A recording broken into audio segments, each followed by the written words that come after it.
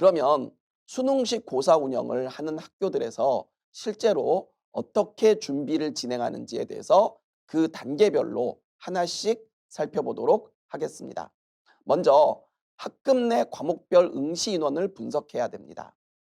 학생들은 행정학급 안에 있더라도 학생마다 선택 과목이 다르겠죠.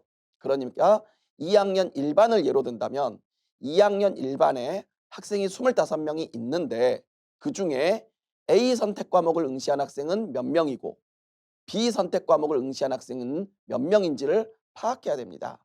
그래서 시험지를 묶을 때 해당 과목의 응시 인원수만큼 시험지를 넣어줘야 되겠죠. 그렇기 때문에 학급별로 어떤 과목을 몇 명씩 응시하는지 그것을 파악해야 합니다. 두 번째, 고사 시간표를 작성해야 됩니다. 고사 시간표 작성은 상대적으로 수월한데요. 학생들의 선택 과목들은 모두 동일한 시간에 시험이 진행될 수밖에 없습니다. 따라서 선택 과목군들은 같은 날 같은 시간에 시험을 보도록만 배정하면 큰 어려움이 없습니다. 그러니까 이거는 수능 탐구 영역은 4교시에만 탐구 영역을 보잖아요. 그 방법처럼 선택 과목들의 묶음을 모두 특정한 날로 정하시면 됩니다. 여기에서 주의하실 사항은 한 과목별 시간입니다. 이 부분은 단점에 관한 부분을 말씀드릴 때 다시 말씀드리도록 하겠습니다. 그 다음 고사 실시를 준비하셔야 됩니다. 당연히 고사를 맡는 고사본부에서는 문제지의 인쇄 매수를 행정학급수별로 정리한 것을 그 담당 교사들에게 안내해야 됩니다. 그래서 학생들 개인별로 문제를 한 부씩 만들어야 됩니다. 대개 학교의 시험이 비포 용지를 쓰잖아요. 그거 한 장으로만 되어 있는 과목은 거의 없거든요. 그러니까 두 장이나 세 장을 묶어서 과목 단위로 묶어줄 필요가 있습니다. 그리고 당연히 그 묶어진 것을 과목별 인원수의 만큼 학급 봉투로 분할해야 됩니다. 그러면 고사본부에서는 모든 선택 과목의 특정 학급 봉투, 즉 A 과목의 2학년 1반, B 과목의 2학년 1반, C 과목의 2학년 1반 이렇게 모으면 모든 선택 과목의 봉투가 하나로 모이겠죠. 그래서 그것을 2학년 1반에 들어가는 고사 감독에게 제공하면 됩니다. 그러면 수능과 유사한 방식으로 진행이 되기 때문에 학생들에게는 학생 개인별로 문제지를 배부할 수 있도록 그 학생이 앉는 책상 등에 수능처럼 스티커를 붙이거나 아니면 학생 개인별 응시 과목표를 별도로 인쇄하여 고사 감독에게 제공해 주면 됩니다. 그러면 이제 실제 고사 진행에 대해서 알아보도록 하겠습니다.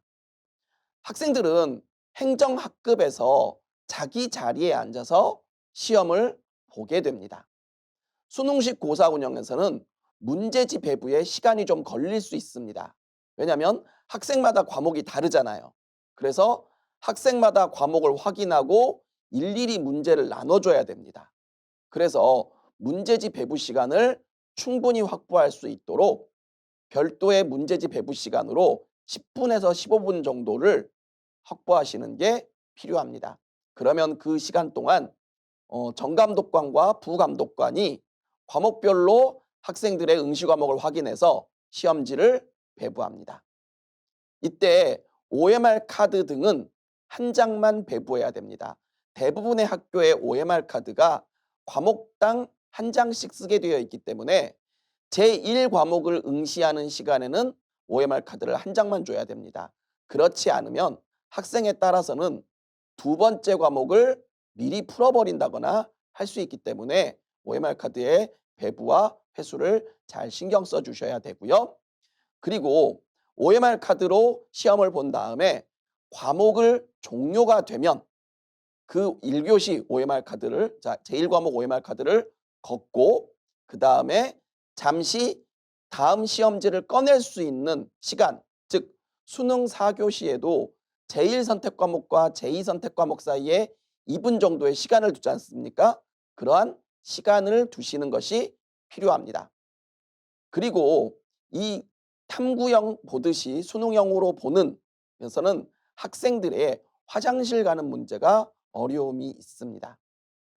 수능에서도 그렇지만 학생들이 화장실을 갔다 올 경우 다른 학생과 마주치는 상황이 발생할 수 있습니다. 그러면 A 학생과 B 학생이 응시 과목 순서가 다르기 때문에 B 학생이 아직 응시하지 않은 과목을 A 학생은 이미 시험지를 봤을 수 있어요. 그러면 A 학생이 B 학생에게 시험 문제 못 나오는데 그거 정말 어려워. 뭐 이런 말 한마디만 해주는 것도 시험에 대한 부정행위가 될 수 있습니다. 그래서 화장실을 갈 때는 반드시 복도 감독관이 수능과 동일한 방식으로 동행을 하도록 하고, 또 화장실 내에서의 어떤 부정행위가 있을 수 있기 때문에 수능처럼 화장실 이용에 대한 지도나 감독을 하도록 할 필요가 있습니다.